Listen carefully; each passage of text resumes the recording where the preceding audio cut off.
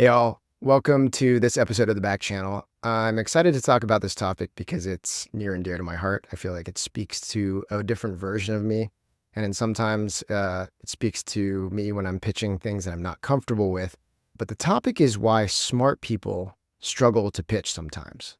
There are a lot of things that go on in the heads of smart people that can lead them down the wrong path. And I have a few of them listed out of here. We did some research on them. We did some prep for it. So I'm excited to talk about it. There are things about smart people that can lead them in the wrong direction, especially when they don't know what's going on in the minds of investors, and especially when they sort of fall into patterns that might have helped them in different situations in their lives. So let me jump into it. The first one is the realization that in so many cases, when we're trying to convince an investor, it's more about the emotions than it is data.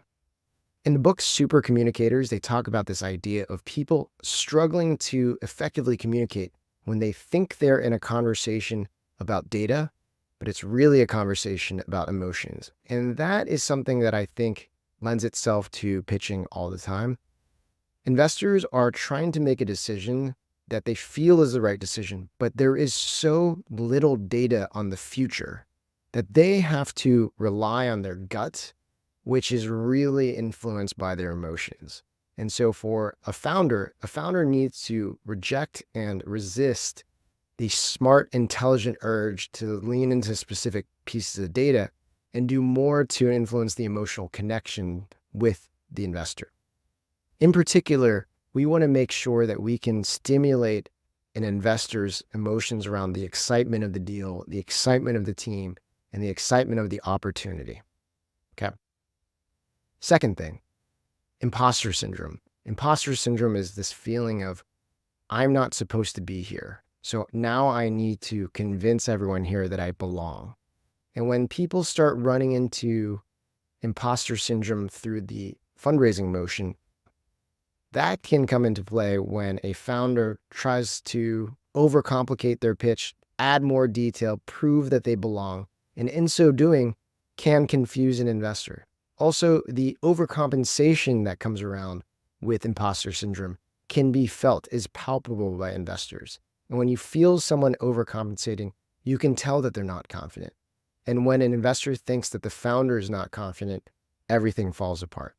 So think about how you avoid imposter syndrome and all the behaviors that come along with it as you try to present yourself as a competent, clear communicating founder. 3, cleverness versus clarity. I get it. Trusting your pitch deck to just any designer can be nerve-wracking, especially when it comes to fundraising. That's why we've created Adamant Deck Design, where amazing design meets fundraising expertise that you can rely on. We design your deck up to 15 slides, give you 2 rounds of feedback and revisions, and even add 3 bonus template slides for future work so that you can creatively customize your deck without us. Throughout your redesign, we incorporate design thinking proven to be effective in Adamant's fundraising work. If you're looking for more detailed work around your story and narrative, make sure to check out our Design Plus Story Engineering tier. That's an add-on that a lot of people love. You can trust Adamant Deck Design for your fundraising success. Just head to admnt.com/deck to learn more and reach out if you'd like to work with us. This is somewhat related to what we just talked about. I find that really smart founders love the opportunity to sound clever, love the opportunity to demonstrate how smart they are, and in so doing, impact how clear they are as a communicator. They might try to use turns of phrase, fun vocabulary words. They might do all those things in order to show how clever and smart they are. And all it does is shoot them in the foot as it impacts how clear they are. When it comes to decks, being overly smart means that you can start feeling like things can't be left out of a deck. Unless the deck is comprehensive, unless every slide represents every component of the business, it will feel incomplete and wrong for an intelligent founder. What this ends up doing is driving smart founders to include too much detail in a slide, too many slides in a deck, and make a deck harder to consume for an investor. We want a deck super simple, which might actually mean leaving out some details. So smart founders need to deal with this desire to be complete, to be comprehensive, and know that they will have an opportunity to fill in the gaps if their initial simplified version of their story can attract an investor to want to learn more. All right. The last thing I want to say, which lends itself to a lot of smart founders, is this fear of rejection, right? Does being rejected by an investor indicate that I'm not as smart as I think I am? That feeling comes out a lot in very smart founders. I think it's related to imposter syndrome. Will they find out that I am not worthy of being here, that I'm not good enough to be here?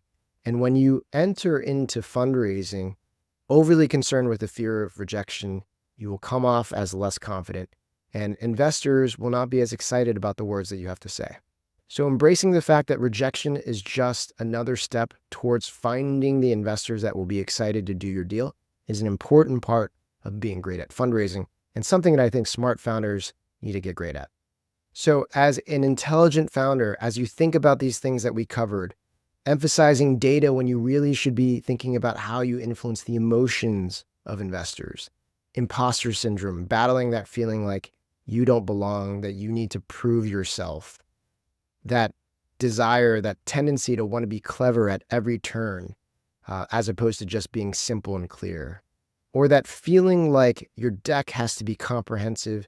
The sentences you use have to cover every detail of your company and story, knowing that you need to battle that because simplicity is more important at this stage of the game.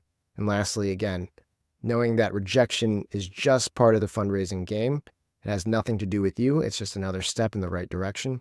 If you think about these things, start processing them the right way, I guarantee your ability to fundraise will improve dramatically. All right, that's this episode of the Back Channel. We'll see you next time.